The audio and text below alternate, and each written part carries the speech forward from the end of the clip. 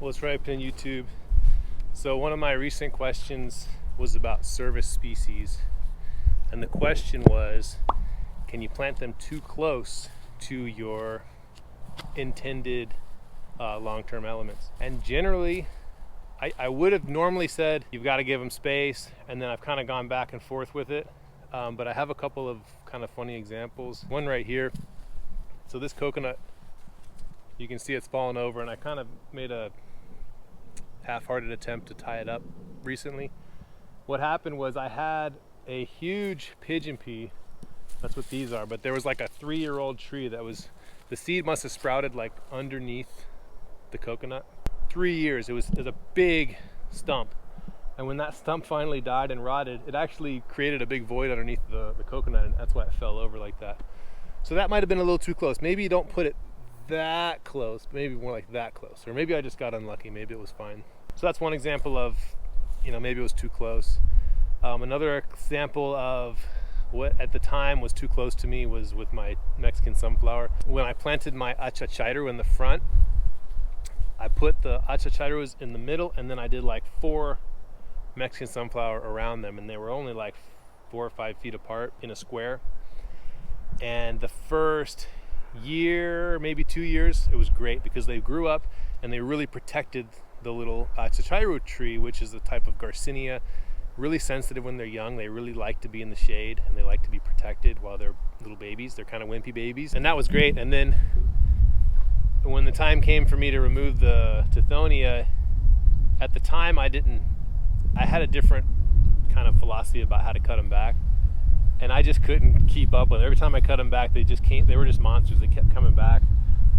I've kind of realized what to do with them now, so it wouldn't have been a big deal if I handled it differently. But at the time, it was a big problem. I ended up having to pull the entire Tithonia root ball out, and in doing that, I destabilized the mound that the trees were on. So I ended up kind of eroding the mound, and that was kind of an issue. But that's just part of the game, is trying to figure out where to put things. For a while there, after that, I was keeping my Tithonia either in totally separate tree rows or spacing them out quite a bit more. And I still recommend doing that, keeping the Mexican sunflower just a little bit further away from your plants. Probably one of the ones that I would recommend, keeping it just a little further away from things, just for maintenance. It's not like it's gonna kill anything, but it's just easier to maintain that way. Otherwise, I've got things planted in pretty tight.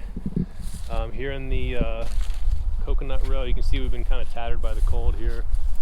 I've got my eucalyptus only a few feet away from the coconuts, and I've got pineapples in there. I don't feel like anything's too close at this point. I'm really trying to shade the soil, so when I cut this down, I'm going to put it right back down in the soil and keep the soil shaded. That's what you want.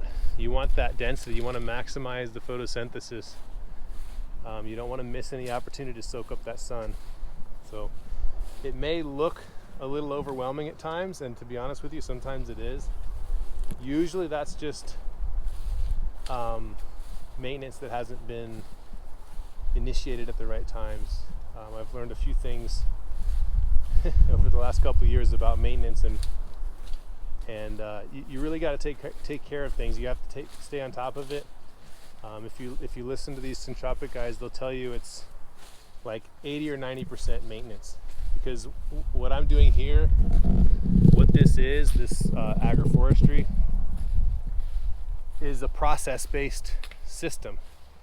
So it's not an input-based system. It's not about bringing in more and more fertilizer and doing all the stuff. The idea is that you're trying to start the engine, and then you're keeping the engine running by doing the maintenance and keeping the cycles happening. I'm certainly not a total purist on the Syntropic model, because I learned it as I was already done planting some of my stuff. So I've just kind of adapted some of the elements and some of the ideas. I have brought in my own wood chip mulch here, but we're all learning as we go. We're all trying to figure things out. Here's another example that all these pineapples are planted pretty close underneath these trees, and it's not too close because they're all fruiting. Look at that. too bad. Not too bad in there. This is just a service plant, chop and drop. I'm gonna cut it down.